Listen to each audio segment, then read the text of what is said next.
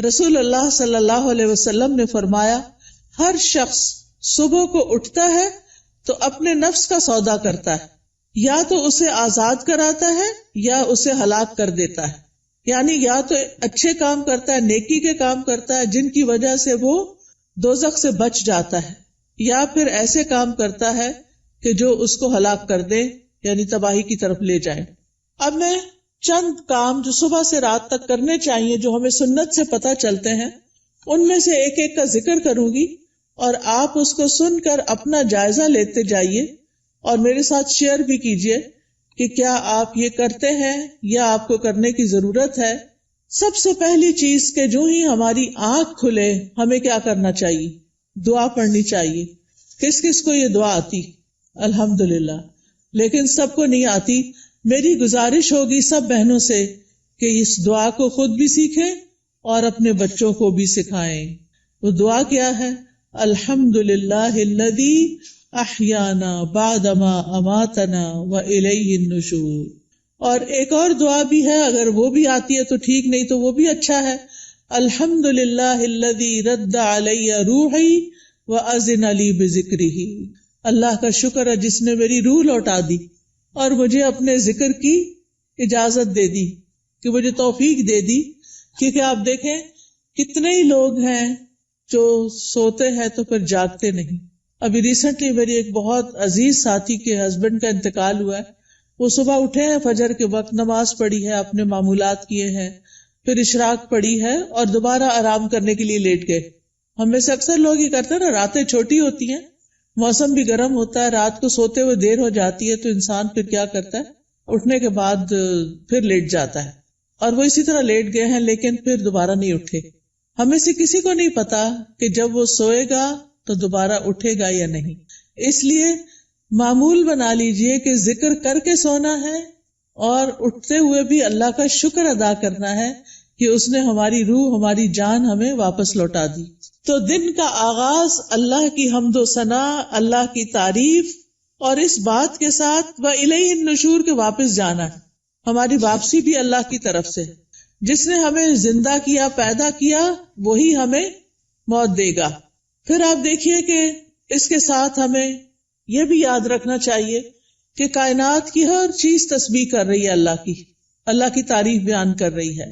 قیامت کے دن سب سے افضل بندے وہ ہوں گے جو کثرت سے اللہ کی تعریف کرتے ہیں، حمادون ان کو کہتے ہیں۔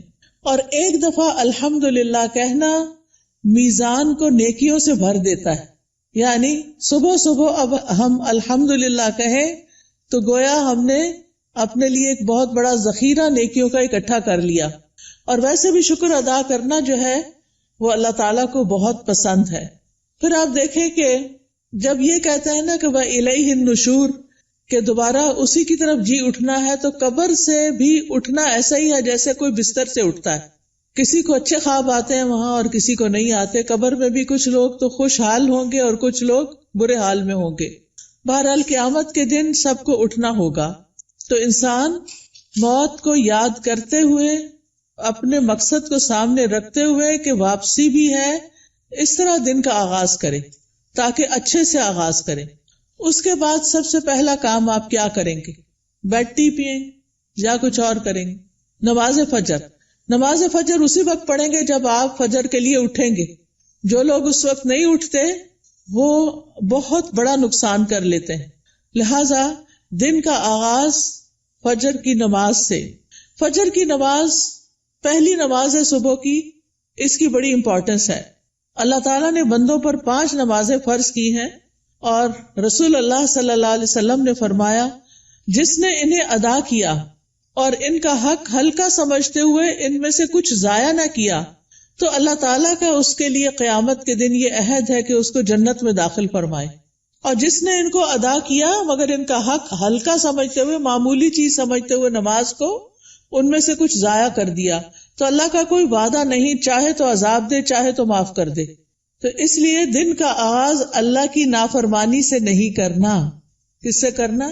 فرما برداری سے۔ اور فرما برداری میں پہلی فرما برداری نماز۔ پہلا سوال قیامت کے دن نماز کا ہوگا۔ اگر اسی ٹیسٹ میں فیل ہو گئے تو آگے اور مشکلات ہو جائیں گی۔ اللہ سبحانہ تعالی دن میں 2 بار فرشتوں سے بندوں کی نماز کے بارے میں خبر لیتے ہیں، ایک فجر اور ایک عصر۔ وہ پوچھتے ہیں جب تم گئے تھے ان کے پاس تو کیا کر رہے تھے؟ فرشتے بتاتے ہیں وہ نماز پڑھ رہے تھے۔ جب تم نکلے تو کیا کر رہے تھے؟ کیونکہ عصر اور فجر میں شفٹ چینج ہوتی ہے فرشتوں کی۔ عصر کے وقت رات کے فرشتے آ جاتے ہیں ڈیوٹی پر، اور فجر کے وقت دن کے فرشتے آ جاتے ہیں۔ تو وہ بتاتے ہیں کہ ہم نے انہیں اس حال میں چھوڑا کہ وہ نماز پڑھ رہے تھے، اور اس حال میں ان کے پاس پہنچے کہ وہ نماز پڑھ رہے تھے۔ فجر کی نماز کے بارے میں آتا ہے وہ آدمی ہرگز آگ میں نہیں جائے گا جس نے سورج نکلنے سے پہلے اور سورج کے غروب ہونے سے پہلے نماز پڑھی، یعنی فجر اور عصر۔ رسول اللہ صلی اللہ علیہ وسلم نے یہ بھی فرمایا کہ جس نے صبح کی نماز پڑھی وہ شام تک اللہ کے ذمے ہے، یعنی اللہ کی حفاظت میں ہے۔ تو فجر کی نماز بہت امپورٹنٹ نماز ہے، اور نماز پڑھنے والے سے اللہ کا رزق کا وعدہ ہے، اس لیے خود بھی نماز ادا کریں اور گھر والوں کو بھی اٹھائیں، پیار سے، محبت سے، امپورٹنس بتا کے کہ وہ سوتے نہ رہے، کیونکہ اس کی نحوست ہوتی ہے۔ فجر کی نماز میں 2 سنتیں پڑھنا بہت ضروری ہے۔ کچھ لوگ صرف فرض پڑھتے ہیں نا، تو فجر میں آپ سنت نہیں چھوڑ سکتے۔ حضرت عائشہ رضی اللہ تعالی عنہا بتاتی ہیں کہ آپ صلی اللہ علیہ وسلم نے فرمایا فجر سے پہلے کی 2 رکعتیں دنیا اور جو کچھ اس میں اس سے بہتر ہے۔ نبی صلی اللہ علیہ وسلم نے ان 2 رکعتوں کو دنیا کی ہر چیز سے قیمتی قرار دیا۔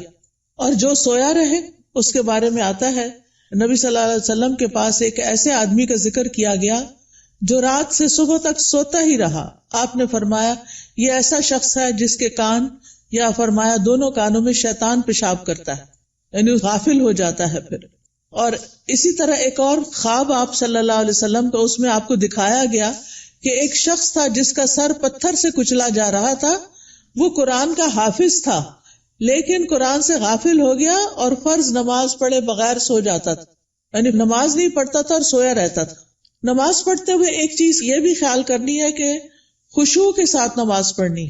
خشوع کا مطلب رونا نہیں ہوتا بلکہ دل کا متوجہ ہونا ہوتا ہے، یعنی شعور کے ساتھ رب سے مناجات کریں، اطمینان اور خشوع سے سجدہ کریں، یعنی پورے سکون کے ساتھ، کیونکہ ایک سجدے کی وجہ سے اللہ تعالیٰ ایک درجہ بڑھا دیتے ہیں اور ایک گناہ مٹ جاتا ہے۔ نماز کے فوراً بعد کیا کرنا چاہیے؟ اذکار، شابش۔ نماز کے بعد اگر کوئی مصلی پر بیٹھا رہے تو جب تک اس کا وضو نہیں ٹوٹتا فرشتہ اس کے لیے دعا کرتا ہے، اللہم اغفر لہ، اللہم ارحمہ، اے اللہ اس کی بخشش فرما دے، اے اللہ اس پہ رحم فرما۔ یعنی آپ مصلی پہ بیٹھے ذکر کر رہے ہیں، تسبیحات پڑھ رہے ہیں، دعائیں کر رہے ہیں، اور فرشتہ آپ کے لیے دعائیں کرنا شروع ہو گیا ہے۔ تو ہم میں سے ہر ایک کو فرشتوں کی دعائیں لینی چاہیے۔ اسی طرح ہر نماز کے بعد 33 بار سبحان اللہ، 33 بار الحمدللہ اور 34 بار اللہ اکبر پڑھنا چاہیے، اور آخر میں لا الہ الا اللہ وحدہ لا شریک لہ لہ الملک ولہ الحمد وہو علی کل شیء قدیر پڑھا جائے تو جو ایسا کرے گا اس کے سارے گناہ معاف کر دیے جائیں گے۔ ٹھیک ہے، چاہے وہ سمندر کی جھاگ کے برابر ہو۔ کتنی بڑی بات ہے نا یہ، اس لیے اس کا اہتمام کیا رکھنا ہے۔ اگر کسی وجہ سے آپ مصروف ہیں، 33 بار نہیں پڑھ سکتے تو 10 بار بھی پڑھ سکتے ہیں۔ ٹھیک ہے، پھر یہ کہ انگلیوں پر تسبیح کریں، کیونکہ انگلیاں قیامت کے دن کیا کریں گی؟ گواہی دیں گی۔ ہر فرض نماز کے بعد آیت الکرسی ضرور پڑھیں۔ اس کا فائدہ کیا ہے؟ جی، ایسے شخص کو موت کے علاوہ کوئی چیز جنت میں لے جانے سے نہیں روک سکتی۔ اتنا بڑا اجر و ثواب۔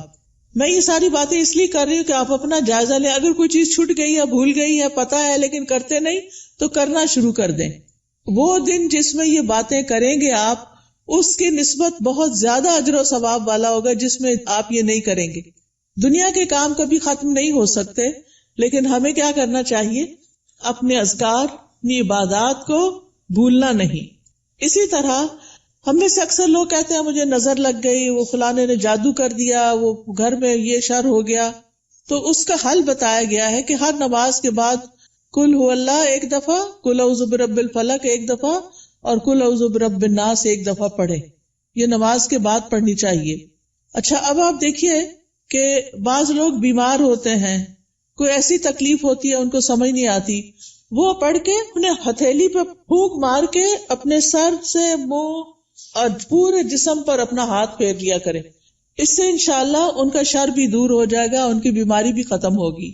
نماز کے بعد کیا کرنا چاہیے؟ صبح شام کے اذکار، پروٹیکشن کی دعائیں. آپ میں سے کس کس کے پاس ایاک نستعین کتاب ہے؟ الحمدللہ کافی لوگوں کے پاس ہے. جس کے پاس نہیں، اگر آج آئی بھی ہے تو ضرور لے لیں. اور انگلش میں بھی ہے، اس میں ٹرانسلیٹریشن کی ہوئی ہے. اگر عربی نہیں پڑھ سکتے بچے تو ان کو انگلش میں پڑھنی آ جائے تو وہ بچوں کو ضرور ساتھ ساتھ سکھائیں. ہر ماں خود اپنے پڑھنے کے ساتھ اپنے بچوں کو بھی سکھائے. تو اگر زبانی یاد نہیں تو دیکھ کے پڑھ لیجئے.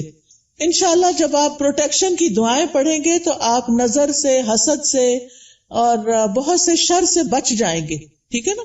ایسا نہیں کہ لوگوں کی نظر تیز ہوتی ہے، ایسا ہے کہ ہمارے اوپر پروٹیکشن وال نہیں ہوتی کیونکہ ہم اذکار نہیں کرتے. اور پھر آپ دیکھیے کہ اگر کوئی شخص آپ میں سے جیسے بزرگ خواتین جن پہ بچوں کی، چھوٹے بچوں کی ذمہ داری نہیں یا گھر کے بہت سارے کام کاج نہیں، تو وہ فجر کی نماز سے سورج طلوع ہونے تک بیٹھے رہے مصلی پر.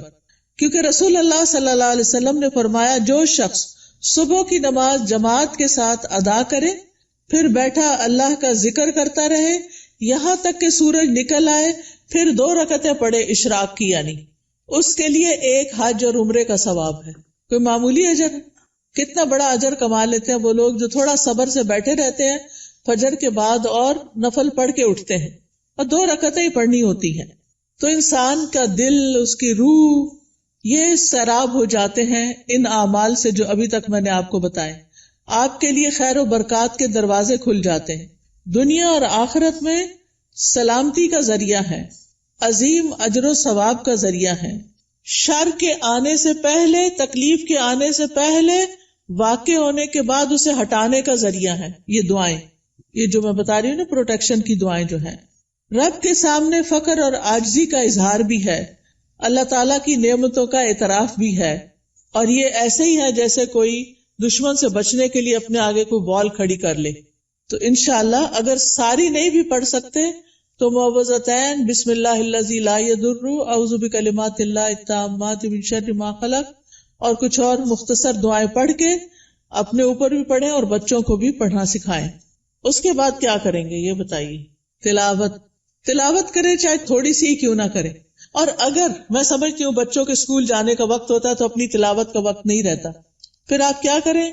اپنے فون پر قرآن مجید کا کچھ نہ کچھ حصہ ریگولر لگا دیں. کوئی پورے قرآن کو ڈاؤن لوڈ کر لیں، اب تو ایسی ویب سائٹس بھی ہیں، وہاں سے آپ شروع کریں، الحمد سے الناس تک پورا کریں. ہر روز تلاوت لگا دی، بچے بھی تیار ہو رہے ہیں، آپ بھی کچن میں کام کر رہی ہیں اور ساتھ ساتھ تلاوت سنیں. کیوں؟ ان الذین یتلون کتاب اللہ واقاموا الصلاۃ وانفقوا مما رزقناہم سرا وعلانیۃ یرجون تجارۃ لن تبور.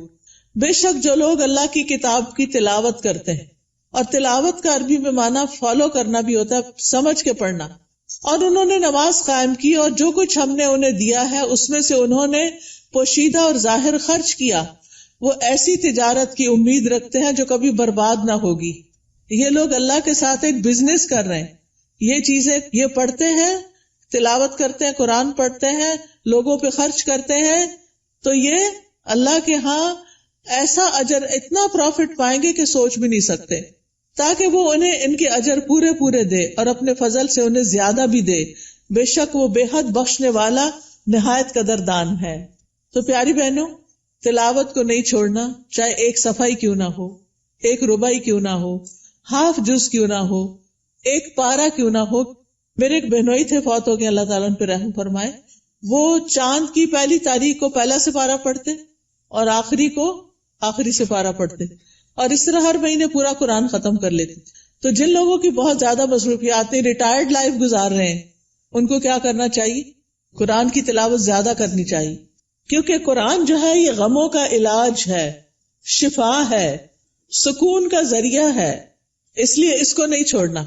ایک حرف پڑھنے کا کتنا اجر ہے؟ 10 گنا. ایک حرف الف پڑھیں گے تو 10 نیکیاں، لام پڑھیں گے تو 10 نیکیاں، میم پڑھیں گے تو 10 نیکیاں. کیا کوئی اور کام کرنے سے اتنا پروفٹ آپ گین کر سکتے ہیں؟ نہیں. ہاں ایک مشکل ہے، کچھ لوگوں کو پڑھنا نہیں آتا، یا ان کی تجوید ٹھیک نہیں، یا وہ ڈرتے ہیں کہ کوئی سن لے گا تو پھر کیا ہوگا. تو ایسی صورت میں ان کو اپنی تجوید ٹھیک کرنی چاہیے. اس کے لیے میں آپ کو ایک طریقہ بتاتی ہوں، اور وہ طریقہ ہے ایک ایپ ڈاؤن لوڈ کر لیں، لرن قرآن. کس کس کے پاس ہے یہ ایپ؟ 8-10 لوگوں کے پاس ہے، زیادہ نہیں ہے. آپ یہ ایپ اگر ڈاؤن لوڈ کر لیں. اچھا، قرآن پر آل کس کے پاس ہے؟ وہ بھی تھوڑے سے لوگوں کے پاس ہے. ان دونوں میں سے کوئی بھی ایپ آپ ڈاؤن لوڈ کر لیں. یہ آپ آئی فون پہ بھی کر سکتے ہیں اور اینڈرائڈ پہ بھی کر سکتے ہیں. ٹھیک ہے، اس میں آپ تجوید سیکشن پہ چلے جائیں. تجوید پہ جائیں گے تو وہاں آپ کو ایک ایک آیت کہلوائی ہوئی ملے گی. پہلے ٹیچر پڑھے گی، پھر پیچھے آپ پڑھیں گے. تو آپ کیا کریں، جب ٹیچر پڑھ رہی ہو غور سے سنیں، جب اسٹوڈنٹس آگے پڑھے آپ بھی ساتھ شامل ہو جائیں. تو اس طرح روز پڑھتے پڑھتے آپ کی تجوید ٹھیک ہو جائے گی. کیونکہ بعض کا جب انسان بڑا ہو جاتا ہے نا، تو اس کو شرم آتی ہے کسی کے پاس جا کے غلطیاں نکلوانے کی، یا ٹائم نہیں ہوتا، یا فیس نہیں دے سکتے، یا کوئی اور مسائل ہوتے ہیں. تو آپ قرآن مجید کھول کے بیٹھ جائیں، آڈیو لگا کے بیٹھ جائیں، اور 7 انگلی رکھ کے ایک ایک آیت کو پڑھ پڑھ کے یاد کریں. اس کے مخارج ٹھیک کریں، ادائیگی ٹھیک کریں. ٹھیک ہے، جس گھر میں قرآن پڑھا جاتا ہو وہاں فرشتے حاضر ہوتے ہیں. ابو ہریرہ کہا کرتے تھے، بے شک قرآن پڑھنے کی وجہ سے گھر اپنے رہنے والوں کے لیے کشادہ ہو جاتا ہے. اس میں فرشتے حاضر ہوتے ہیں، شیاطین اس گھر کو چھوڑ دیتے ہیں اور اس کی خیر و برکت بڑھ جاتی ہے. یعنی اس گھر میں خیر و برکت ہوتی ہے جس میں کیا ہوتا ہے، قرآن کی تلاوت ہوتی ہے. آج آپ دیکھیں ہمارے بچے ویڈیو گیمز کے پیچھے دیوانے ہیں، قرآن پڑھنے کے لیے تیار نہیں. ہم اپنے پیچھے کیا چھوڑ کے جا رہے ہیں؟ آپ کو پتا نا، جب بچے قرآن پڑھتے تو ماں باپ کو بھی ثواب ملتا ہے کیونکہ انہوں نے ان کو پڑھوایا. لیکن اگر ہمارے بچے قرآن ہی نہیں پڑھ رہے تو مرنے کے بعد کون ہمارے لیے دعائیں کرے گا، کون ہمارے لیے کچھ کرے گا؟ تو اس لیے پیاری بہنوں، آپ ان کے لیے عملی نمونہ بنو، رول ماڈل بنو. آپ گھر میں ان کے بیچ میں بیٹھ کے تلاوت کرو، سیکھو. اگر نہیں تو انہیں بتائے، میں اب دیکھو اس ایج میں سیکھ رہی ہوں، چلو ہم سب مل کے سیکھتے ہیں. ان کو بھی ساتھ بٹھا لیں، چھوٹی سی گھر میں کلاس بنا لیں، 2-3 بچے اور آپ خود بیٹھ جائیں. اگر آپ کے ہسبینڈ بھی ساتھ بیٹھ جائے تو بہت ہی اچھا ہے. اگر یہ نہیں ہوتا تو کوئی ٹیچر ہائر کریں جو گھر پہ آئے، یا آپ اس کے پاس لے جائیں یا آن لائن پڑھائیں. لیکن اس فریضے سے آپ نے کوتاہی نہیں کرنی کہ بچوں کو قرآن سکھا کے جانا ہے دنیا سے. اور جس گھر میں قرآن نہیں پڑھا جاتا وہ اپنے رہنے والوں کے لیے تنگ ہوتا ہے، نحوست ہوتی ہے اس میں. فرشتے اس گھر کو چھوڑ دیتے ہیں، شیاطین آ جاتے ہیں اور اس گھر کی خیر و برکت کم ہو جاتی. تب ہمارے اوپر ہے نا، ہم کیا چاہتے ہیں. قرآن مجید صرف موبائل سے نہیں پڑھیں، وہ بھی ٹھیک ہے اگر نسخہ نہیں ہے آپ کے پاس، لیکن مصحف ہونا چاہیے. اور مصحف کو اپنے سرانے رکھا کریں. سرانے سے مطلب بیڈ سائڈ ٹیبل ہے نا، وہاں رکھا کریں. کیونکہ قبر میں بھی قرآن سرانے کی طرف سے آئے گا اور بچائے گا. اگر دنیا میں ساتھ نہیں رکھا نا، قبر میں نہیں آئے گا. سمجھ آ گئی بات؟ تو ابھی سے اس کو پاس رکھے، ساتھی بنائیں تاکہ قبر میں بھی وہ آپ کے ساتھ ہو. حدیث میں آتا ہے، آدمی کو جب اس کی قبر میں لایا جاتا ہے تو فرشتہ اس کے سر کی طرف سے عذاب دینے کے لیے آتا ہے. تو تلاوت قرآن اسے دور کر دیتی ہے. قبر میں عذاب نہیں دینے دیتے، وہ کہتے پیچھے جاؤ. جب فرشتہ سامنے آتا ہے تو صدقہ اسے دھکیل دیتا ہے. جب پاؤں کی طرف آتا ہے تو مساجد کی طرف جانا اس کو دھکیل دیتا ہے. ٹھیک ہے، پھر آپ دیکھیے کہ تلاوت کر لی آپ نے، تو آپ اب اٹھ کے 2 نفل پڑھ لیں اگر آپ نے پہلے نہیں پڑھے تلاوت سے. ورنہ فجر کی نماز پڑھ کے تلاوت شروع کر دیں اور پھر اشراق کے نفل پڑھ لیں، تو ٹائم بھی پاس ہو جائے گا، حج عمرے کا ثواب بھی ملے گا. یہ 2 نفل جو ہیں سارے جوڑوں کا صدقہ ہے. میں اکثر لوگوں کو بتاتی ہوں، اگر آپ کے جسم میں آپ کو جوائنٹس پین ہے تو آپ یہ تجربہ کر کے دیکھیں، اپنے سارے جوڑوں کا صبح صبح صدقہ دیں، 2 نفل پڑھیں، آپ کی تکلیف دور ہو جائے گی. کیونکہ میں نے یہ پرسنلی ایکسپیرینس کیا. پھر آپ دیکھیے، ہر روز اپنے نفع مند علم میں اضافہ کریں. چاہے کوئی اچھا لیکچر سنیں، چاہے کوئی کلاس جوائن کریں، چاہے کوئی کتاب پڑھیں. تو علم نافع جو ہوتا ہے وہ 2 طرح کا ہوتا ہے. ایک دینی اور شرعی علم، جس میں ہم قرآن کا ترجمہ سیکھتے ہیں، تفسیر سیکھتے ہیں، جس میں ہم دعائیں سیکھتے ہیں، جس میں ہم نماز کا طریقہ سیکھتے ہیں، سیرت کے بارے میں سیکھتے ہیں، احادیث پڑھتے ہیں. یہ دینی علوم ہے. اور دنیاوی علم جس سے انسان دوسروں کو فائدہ پہنچا سکے، جیسے طب ہے، ڈاکٹر بننا ہے، بزنس ہے، ایگریکلچر ہے، انڈسٹری کے بارے میں جاننا، آئی ٹی کے بارے میں، یہ ساری تعلیم حاصل کرنا تاکہ آپ دوسرے لوگوں کو فائدہ پہنچا سکیں اور اپنی ارننگ بھی کر سکیں.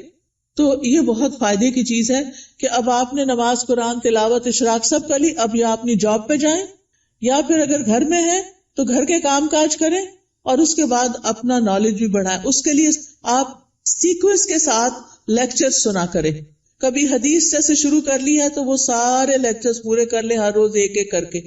اگر تفسیر شروع کر لی ہے تو اس کو شروع کر کے آگے تک لے جائیں، لیکن اپنے علم میں پختگی لائیں. اور اگر ہو سکے تو کوئی نہ کوئی کلاس جوائن کریں. رسول اللہ صلی اللہ علیہ وسلم نے فرمایا، جو شخص صبح کے وقت اس لیے مسجد کی طرف نکلا کہ بھلائی سیکھے یا سکھائے تو اس کے لیے پورا حج ادا کرنے والے کے مثل اجر ہے. اتنا بڑا اجر ہے. یاد رکھیں، علم سیکھنے اور سکھانے کے لیے وقت مقرر کریں، جگہ مقرر کریں، ورنہ اگر آپ صرف چلتے پھرتے ہی سن رہے ہیں تو پکا علم نہیں آئے گا. کوئی بات سمجھ آئے گی، کوئی نہیں آئے گی. نہ ہونے سے بہتر ہے کچھ تو سن لیں، لیکن گھر میں بھی ٹیبل چیئر سیٹ کر کے رکھیں اور اپنا لیپ ٹاپ سیٹ کریں اور کوئی آن لائن کلاس جوائن کر لیں یا پھر گھر میں پڑھیں، خود سے سیلف اسٹڈی کریں، لیکن ٹائم اور پلیس، زمان اور مکان مقرر کریں. اس سے آپ کی گروتھ ہوگی. جتنا جتنا آپ سیکھتے جائیں گے آپ نیکیوں میں آگے بڑھتے جائیں گے، برائیوں سے دور ہوتے چلے جائیں گے. پھر آپ دیکھیں کچھ بہنیں ناشتہ نہیں کرتی، وہ کہتی ہیں کہ موٹے ہو جائیں گے اور چھوڑو پرے، لیکن ناشتہ ضرور کریں. آپ کو کام کرنے کے لیے، پڑھنے کے لیے، جاب پہ جانے کے لیے انرجی چاہیے. چاہے چند کھجوریں ہی کیوں نہ کھا لیں، کھجور پانی لے لیں، کچھ اور سیڈز وغیرہ لے لیں، نٹس لے لیں، جو بھی آپ کو پسند ہو. اگر دودھ پسند ہے تو زیادہ دودھ اور کم چائے ڈال کے پی لیں. بہت سے لوگ صرف کافی پی لیتے ہیں، تو وہ درست نہیں کہ آپ اپنے آپ کو صرف ایسی چیزوں پر کہ جو آپ کے اندر کیفین ڈالے اور آپ صرف اس کی وجہ سے ایکٹیو اور غذائیت نہ ہو، تو آپ دیکھیں کہ پھر آپ سے بہت سے کام ہو نہیں پاتے، آپ جلدی تھک جاتے ہیں. تو اس کو بھی بچائیے. اپنے جسم کی حفاظت بھی عبادت ہے، ٹھیک ہے نا؟ جسم کی حفاظت بھی عبادت ہے. یہ نہیں کہ سب کی ٹیک کیئر کرتے کرتے اپنے آپ کو بھلا کے رکھ دیں اور پھر کسی کام کے نہ رہیں، نمازیں بھی بیٹھ کے شروع کر دیں. یہ نہیں ہونا چاہیے. پھر آپ دیکھیے کہ کھانا بھی عبادت ہے. بسم اللہ پڑھ کر کھائیں، بیٹھ کر کھائیں. میں نے دیکھا ہے کہ بعض اوقات لوگ اس بات کی پرواہ نہیں کرتے، چلتے پھرتے کھا رہے ہوتے. خاص طور پر مائیں کچن میں کام کر رہی ہیں، اپنا ناشتہ رکھ لیا، ادھر سے ایک نوالا لیا، ادھر کام کیا. یہ درست نہیں. آپ کے بچے بھی یہی کریں گے. چھوٹے بچوں کو بھی میں نے دیکھا ہے وہی بھاگتے دوڑتے کھا رہے ہوتے ہیں. یہ درست طریقہ نہیں ہے. سنت طریقے سے کھائیں، کھانا عبادت ہو جائے گا. پھر دائیں ہاتھ سے کھائیں اور پیئیں. ہر گھونٹ پہ الحمدللہ کہیں. پھر کھانا کھا کر بھی دعا کریں. کس کس کو آتی ہے دعا؟ پڑھیں مل کے ذرا کھانا کھانے. الحمدللہ. کچھ لوگوں کے ہونٹ نہیں ہلے، یا تو دعا نہیں آتی یا بخل کیا انہوں نے پڑھنے میں. اگر نہیں آتی تو کوئی حرج نہیں، سیکھ لیں، آپ کا دن عبادت بن جائے گا. ہمارے دین میں صرف نماز پڑھنا عبادت نہیں. ہم نے ابھی آیت میں کیا سنا؟ نماز پڑھو اور نیکی کرو. وہ کون سی نیکی ہیں جو نماز کے علاوہ ہیں؟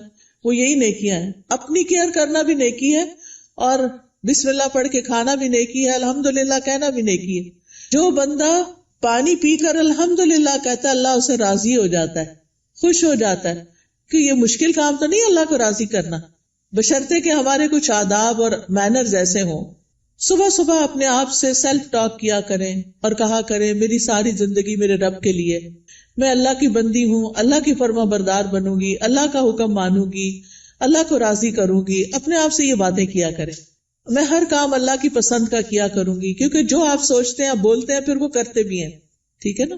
کیونکہ ہمارے دل میں کیا ہوتا ہے، فلاں کیا کہے گا، اس کو خوش کرنا، اس کو راضی کرنا، فلانا کام کرنا، فلانا. ٹھیک ہے وہ سب کریں لیکن اپنا خیال بھی رکھیں. ہم نماز پڑھ کے بھی عبادت کرتے ہیں، ہم مخلوق کا خیال رکھ کے بھی عبادت کر رہے ہوتے ہیں، اور ہم اپنے عادات کو اچھا بنا کے بھی عبادت کر رہے ہوتے ہیں. تو ہمیں اپنا ایمان بھی بڑھانا ہے اور ایمان بڑھانے والا ماحول بھی قائم کرنا ہے. اپنے گھر کا ماحول، اپنے سوشل سرکل کا ماحول ایمان بڑھانے والا. آپ ایسے لوگوں سے ملیں جن سے ملنے کے بعد آپ کا ایمان اوپر جائے، اور ان لوگوں سے ذرا دور رہیں، اسپیس دیں جن سے مل کے آپ کی طبیعت خراب ہوتی ہے، اور وہ ایسی غیبت کرتے ہیں کہ آپ کا ایمان خراب کر دیتے ہیں. کیونکہ میں نے دیکھا ہے کہ بہت دفعہ خواتین سب بچے وغیرہ اسکول گئے، ہسبینڈ آفس گئے، اب کیا شروع ہو گئے، موقع مل گیا ان سب کی شکایتیں کرنے کا. کبھی اماں کو شکایت لگا رہے ہیں، کبھی دوست کو لگا رہے ہیں، روزانہ کی روٹین. کچھ لوگوں کو تو ہمیں فون کرنا ہی ہوتا ہے کہ ہمارے دوست ہوتے ہیں، آ نہیں سکتے، ہم جا نہیں سکتے، تو ہم فون پہ باتیں کرتے ہیں. اور اب تو فیس ٹائم اور پتہ نہیں کیا کیا باتیں کرنے کے ذریعے آ گئے ہیں دور بیٹھے لوگوں سے بھی. ایک دن ایک بچی نے مجھے فون کیا، رو رہی ہو. میں نے کہا کیا مسئلہ ہے تمہیں، کچھ اور کی طرف سے تکلیف ہے؟ نہیں کوئی تکلیف نہیں، تمہارے رزق کی کمی نہیں، وہ بھی کمی نہیں، میرے پاس ہر نعمت. میں نے کہا پھر کیوں رو رہی؟ کہتی ہے وہ میری بھابھی نے میری امی کا جینا حرام کر رکھا ہے. میں نے کہا آپ کو کیسے پتا چلا؟ یعنی مجھے لیٹسٹ خبر دے رہی تھی کہ آج میری بھابھی نے یہ فساد گھر میں کیا. میں نے کہا وہ اللہ کے بندے آپ کو بتاتے کیوں ہیں؟ وہ یو کے میں رہتی تھی. میں نے کہا آپ پاکستان کی خبریں یو کے میں سن کے رو کے کینیڈا میں رپورٹ کر رہی ہیں، ساری دنیا کو سر پہ اٹھائے ہوئے ہیں. کیا فائدہ ایسی زندگی کا؟ اگر ہمارے گھر میں کوئی جھگڑا نہ تو اللہ کے واسطے بیٹیوں کو آرام سے اپنے گھر میں رہنے دیں، اپنے جھگڑوں کو گھر میں خود ہی نپٹا لیں. بہو کی شکایتیں بیٹی کو، بیٹی کی شکایتیں باپ کو، اس کو یہ چھوڑ دیں. یہ سکون برباد کرنے والی چیزیں ہیں. بات کریں تو علم کی بات کریں، اچھی کسی کو کھانا پکانے کی ٹپ دیں، کوئی بیمار ہے تو اس کو صحت کے لیے کوئی مشورہ دیں، لیکن اس قسم کی باتیں نہ کریں کیونکہ یہ غیبت ہے. اور آپ کی نے جو صبح سے وہ اٹھی ہوئی ہے نا اور جو کچھ کیا ہے سب صفائی ہو جائے گی، شام ہونے سے پہلے سب کچھ ختم. تو اس لیے بہت ضروری ہے کہ ہم کیا کریں، اپنی زندگی کا جائزہ لیں کہ کون سی چیزیں ایمان بڑھانے والی ہیں اور کون سی گھٹانے والی ہیں. ایمان گھٹانے والے کام، گناہ کے کام، نافرمانی کے کام، جھوٹ اور بخل. پھر آپ دیکھیں کہ اپنے جسم اور اپنی روح کا خیال کرنے کے لیے اپنے آپ کو صاف ستھرا رکھیں، یہ بھی عبادت ہے. آپ نے وہ حدیث سنی ہوگی نا، صفائی نصف ایمان ہے، وہ بچپن میں رٹا دیتے ہیں. اپنے جسم کی صفائی، ایکسٹرا بالوں کی صفائی، اپنے کپڑوں کی صفائی، اپنے گھر کی صفائی پہ لگ جائیں. اور کس نیت سے کہ یہ عبادت ہے. میں اپنا ماحول صاف کر رہی ہوں، اپنے گارڈن کو صاف کر رہی ہوں، اپنی کھڑکیاں صاف کر رہی ہوں، جو بھی کریں. اور ایک ہی دن میں سب کچھ نہیں کریں، پھر نماز بھی نہیں پڑھی جائے گی. اپنا اسکیجول بنا کے سیٹرڈے کو یہ کرنا، سنڈے کو یہ، منڈے کو یہ، اور کس کام میں کس کو ساتھ لگانا ہے، بچوں کو لگانا ہے، ہسبینڈ کو لگانا ہے، اپنی کسی فرینڈ کو بلا کے ساتھ لگانا ہے، وہ سارا کچھ لکھ کے رکھ لیں. اور اکیلی اپنی جان پہ زیادہ بوجھ نہ ڈالے، ٹھیک ہے. پھر اپنے جسم، ناخن، بال، دانتوں، ان سب کی صفائی کا اہتمام. مسواک رب کو راضی کرنے کا ذریعہ ہے. پھر وضو کے بعد کی دعا، پھر اذان سن کے اس کی دعا. پھر کوئی بھی ایسی چیز جو آپ کو پریشان کرتی ہے اس کے بارے میں اپنے رب پر توکل کہ یا رب تو ہی کرنے والا ہے، میں تیری ہی طرف رجوع کرتی ہوں، تجھ سے ہی دعا کرتی ہوں. اور رب سے دل ہی دل میں باتیں کیا کریں. کسی بھی طرح کے حالات ہوں، اللہ کی رحمت سے نا امید نہ ہوں، اللہ کی رحمت سے پر امید رہیں. باہر گروسری کرنے جا رہے ہیں، کوئی بھی کام کر رہے ہیں، اس کے ساتھ اپنا غور و فکر اور ذکر جاری رکھیں. تمام دن اللہ کے ذکر سے اپنی زبان کو تر رکھیں. یعنی دنیا کے کام کرتے ہوئے جب زبان یعنی کہ خالی ہے، کچھ بھی بولنے کو نہیں، تو اللہ کا ذکر دل ہی دل میں اور زبان سے کرتے رہیں، کیونکہ اس سے آپ کے دل میں سکون رہے گا، آپ کی روح سرشار رہے گی. ایک دفعہ سبحان اللہ اور الحمدللہ کہنے سے زمین آسمان بھر جاتا ہے.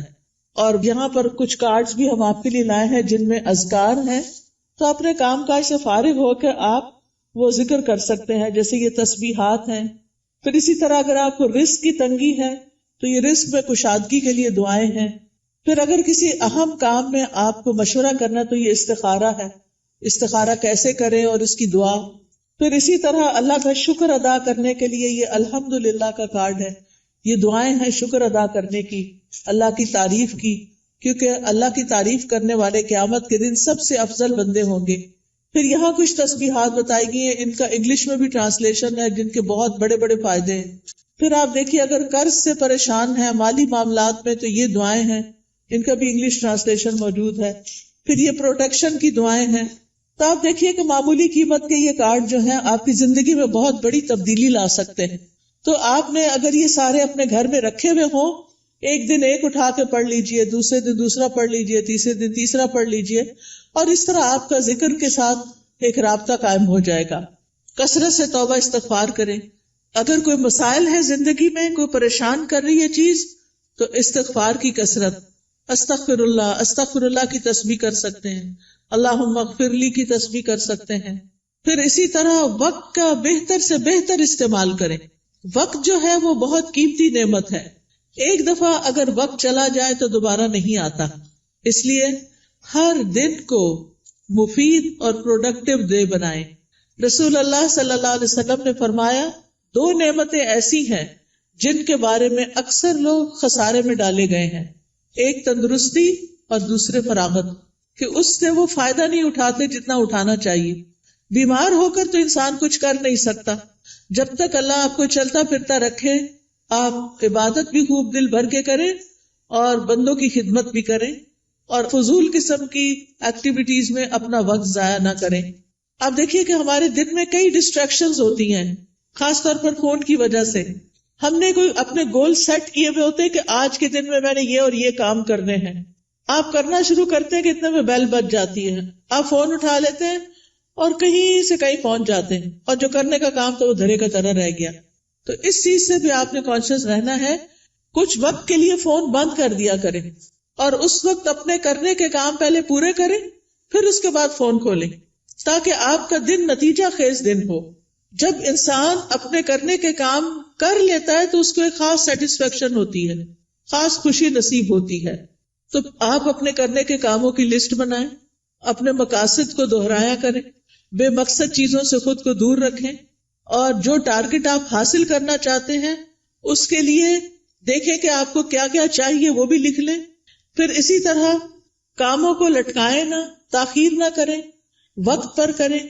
روٹین بنائیں تو کام سارے ہی ہو جائیں گے، کیونکہ ہیپ ہیزرڈ کبھی کچھ کر لیا، کبھی کچھ کر لیا، کبھی کچھ کر لیا، بہت وقت ضائع ہوتا ہے. ایک کام کرتے ہوئے آپ کو یہ پتا ہونا چاہیے کہ نیکسٹ کیا کرنا ہے مجھے. یہ نہیں کہ اوہو آج میں یہ تو کرنا بھول ہی گئی، یہ تو پڑھا ہی نہیں، یہ تو کیا ہی نہیں. پھر آپ دیکھیے کہ جتنے بھی اطاعت کے کام، عبادت کے کام ہوتے ہیں، اس میں مشقت لگتی ہے، محنت لگتی ہے. اس کے لیے اپنے نفس سے جہاد کرنا پڑتا ہے، اپنے نفس کو کنٹرول کرنا پڑتا ہے، کیونکہ کامیاب بھی وہی ہوتا ہے جو نفس کا تزکیہ کر لیتا ہے. قد افلح من تزکا وذکر اسم ربہ فصلی، فلاح پا گیا جس نے پاکیزگی اختیار کی اور اپنے رب کا نام یاد کیا پھر نماز پڑھی. یہ ہے کامیاب ہونے والے. لہذا دن بھر اپنی نمازوں کی حفاظت، کیونکہ نماز قبر میں ساتھ داخل ہوگی. بچوں نے بھی نہیں داخل ہونا، مال نے بھی داخل نہیں ہونا، کسی دوست نے بھی ساتھ نہیں جانا. جس چیز نے جانا ہے اس کی فکر سب سے پہلے کرے. نبی صلی اللہ علیہ وسلم سے سوال کیا گیا کہ سب سے افضل اعمال کون سے ہیں، تو آپ نے فرمایا نماز کو اس کے اول وقت پر ادا کرنا. ٹائم ہو تو بلا وجہ تاخیر نہ کریں، فوراً پڑھ لیں. اور پھر نماز کی 12 سنتیں بھی ادا کیا کریں دن بھر میں، کیونکہ ایسا کرنے والے کے لیے جنت میں گھر بنا دیا جاتا ہے. آپ دیکھیے کہ صرف 1 سال اگر کوئی شخص سنت موقدہ پڑھتا ہے تو نہ پڑھنے والے کے درمیان اور اس کے درمیان 4320 رکعتوں کا فرق پڑ جاتا ہے. یعنی ایک وہ شخص جو 12 رکعتیں پڑھتا ہے سال بھر، اور دوسرا صرف فرض پڑھ رہا ہے اور کوئی نہیں پڑھ رہا سنت، تو ان دونوں کے درمیان 1 سال میں اتنا فرق پڑ جائے گا. اگر 1 رکعت بھی وتر روز پڑھتے ہیں آپ تو سال میں 365 رکعتیں بنتی ہیں، یہ منیمم. لیکن کچھ لوگ وتر بھی نہیں پڑھتے، وہ اس سے بھی محروم. روزانہ چاشت کی 2 رکعتیں پڑھنا یا اشراق کی 2 رکعتیں پڑھنا اور نہ پڑھنا برابر نہیں، 703 رکعتوں کا فرق پڑ جاتا ہے. ٹھیک ہے، تو اس لیے اپنی سستی کی وجہ سے نمازوں سے غفلت نہ برتیں، سنتوں کی بھی حفاظت کریں. پھر یہ ہے کہ دن میں کوئی چوٹ لگ گئی، کوئی بری خبر سن لی، کوئی بچے کا کام ایسا آ گیا، کوئی دل کو ناخوشگوار کرنے والی چیزیں آ گئی، تو ایسے میں اللہ کی طرف فوراً رجوع کریں. کوئی بری خبر سن لی، فوراً اللہ کی طرف رجوع.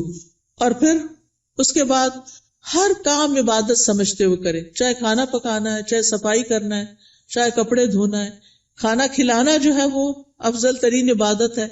قرآن مجید میں آتا ہے وَيُطْعِمُونَ الطَّعَامَ عَلَى حُبِّهِ مِسْكِينًا وَيَتِيمًا وَأَسِيرًا إِنَّمَا نُطْعِمُكُمْ لوجہ اللہ لا نرید منکم جزاء ولا شکورا، وہ اس کی محبت میں کھلاتے ہیں مسکین کو، یتیم کو، اسیر قیدی کو.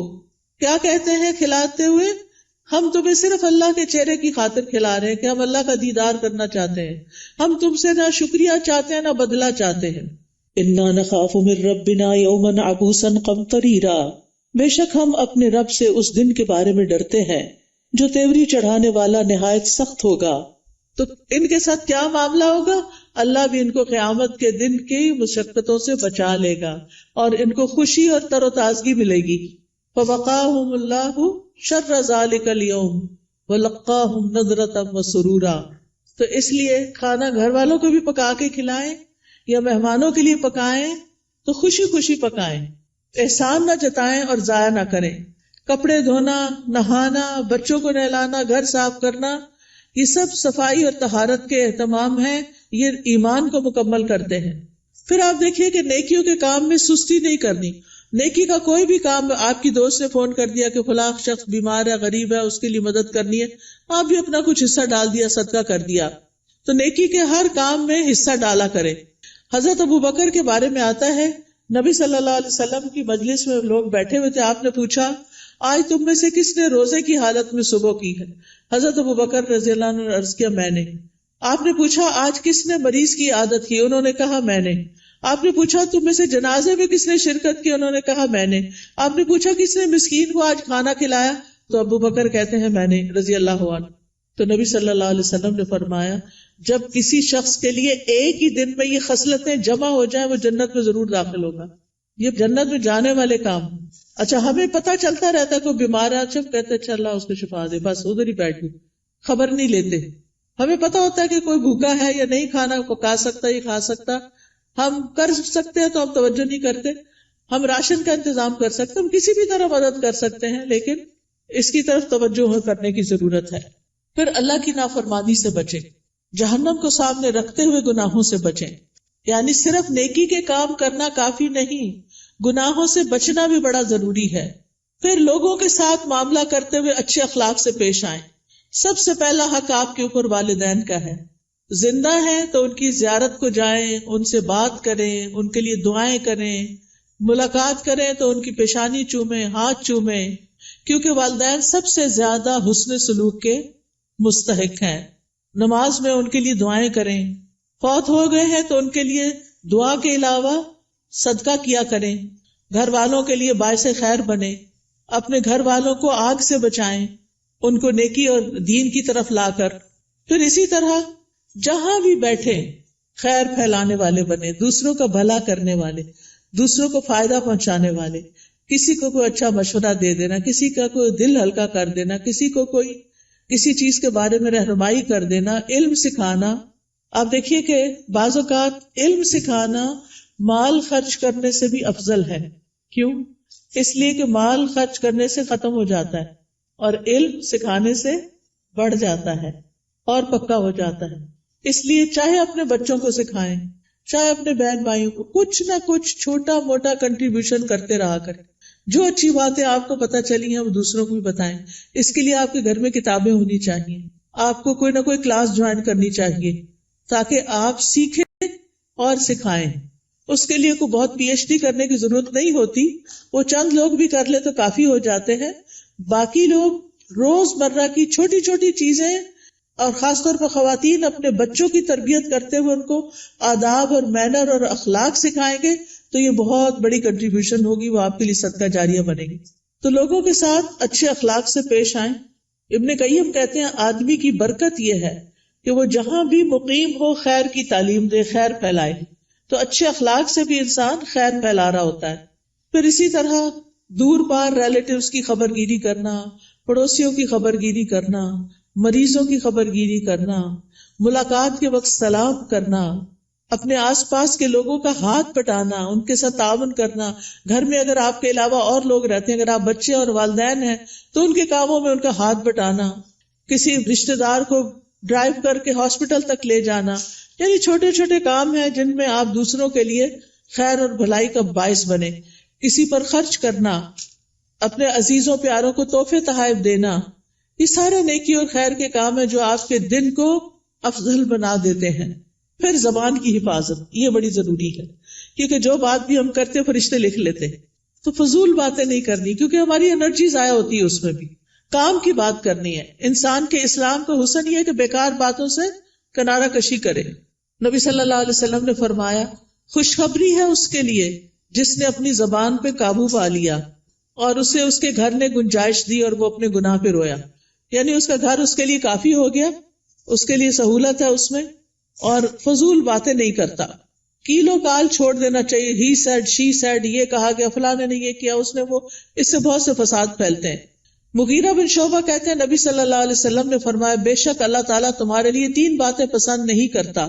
بلا وجہ کی گپ شپ، بیکار کی باتیں اللہ کو پسند نہیں. مال ضائع کرنا، اور اس میں بعض اوقات ایکسٹرا ٹیشو استعمال کرنا، ٹیپ کھول کے باتوں میں لگ جانا اور پانی ضائع کرنا، بلا وجہ بتیاں جلا کے رکھنا، بیکار میں ادھر ادھر گھومنا، گاڑی کا گیس ختم کرنا. یعنی چھوٹی چھوٹی چیزوں میں بچت کرنی چاہیے. پھر اسی طرح یہ ہے کہ کسی کو زبان سے اذیت نہیں دینی چاہیے، کثرت سے صدقہ کرنا چاہیے، فقراء مساکین کا خیال کرنا چاہیے. پھر ایک اور بات یہ کہ غصے اور ناراضگی سے بچنا چاہیے. قرآن مجید میں جنت میں جانے والوں کی جو خوبیاں بتائی گئی ہیں وہ کیا ہے؟ وَالْكَاظِمِينَ الْغَيْظَ وَالْعَافِينَ عَنِ النَّاسِ وَاللَّهُ يُحِبُّ الْمُحْسِنِينَ. وہ غصہ پی جانے والے ہوتے ہیں اور کیا کرتے ہیں؟ لوگوں کو معاف کرتے ہیں. یہ کام بڑا مشکل ہے، لوگوں کو معاف کرتے ہیں. اللہ ایسے محسنوں سے محبت کرتا ہے. اگر ہمیں پتا چلے کہ کسی کو معاف کرنے سے اللہ مجھ سے محبت کرے گا تو ہمیں کیا مشکل ہے کہ جھگڑا چھوڑ دیں. لیکن بعض اوقات ہم ایگو کا مسئلہ بنا کے جھگڑا نہیں چھوڑتے، جس کی وجہ سے ہم اللہ کی نظر میں بھی گر جاتے ہیں اور بندوں کی نظر میں بھی. کوئی رسپیکٹ نہیں رہتی جھگڑا کرنے والوں کی. تو اس لیے بہت ضروری ہے کہ لوگوں کو معاف کرتے جائیں، کیونکہ وہ انسان ہے. یا تو یہ نہ کہ ہم نے کبھی کوئی غلطی نہ کی ہو، اگر ہم سے بھی غلطیاں ہوتی ہیں تو پھر دوسروں کو معاف کرنے میں کیا مشکل ہے. پھر قطع رحمی سے بچیں، رشتہ داروں سے تعلق قائم رکھیں، چاہے وہ آپ سے نہ بھی ملنا چاہیں. دوسروں پر ظلم سے بچیں، کیونکہ مظلوم کی آہ فوراً اوپر پہنچتی ہے. دل کی سختی سے بچیں، برے خیالات اور بدگمانیوں سے بچیں، غیبت کرنے اور سننے سے بچیں. مشکل وقت میں اللہ سے مدد مانگیں اور صبر کریں. آج ایک بچی کا میسج آیا کہ میری امی نے میرے بارے میں ایسا اور ایسا کہا ہے، میں اس وقت سے رو رہی ہوں، بہت میری طبیعت خراب ہو گئی. تو میں نے کہا پھر صبر کس چیز کا نام؟ اگر آپ نے اس وقت اپنے آپ کو سنبھالنا نہیں اور اس کو اتنا دل پہ لے لینا ہے، آپ اسٹرانگ بنیں. ماں باپ جب کوئی تنقید کرتے ہیں نا تو وہ ہمیں سمجھانے کے لیے، ہمیں میچور کرنے کے لیے کرتے ہیں، ہمارے دشمن نہیں ہوتے. تو چیزوں کو ان کے صحیح رخ سے لیں. ماں باپ مارے بھی ڈانٹے بھی تو بھی معاف کریں، ان کی عزت میں کمی نہ آنے دیں. اور اگر پریشانی گھیر لے تو لا الہ الا اللہ کثرت سے پڑھیں. اللہ اللہ ربی لا اشرک بہ شیئا لا الہ الا انت سبحانک انی کنت من الظالمین. اور دیگر دعاؤں کو اور اذکار کو لازم کر لیں، جس کا میں نے ابھی آپ کو تعارف کرایا. تنگی کے بعد پھر آسانی کا انتظار کریں، کیونکہ ان مع العسر یسرا.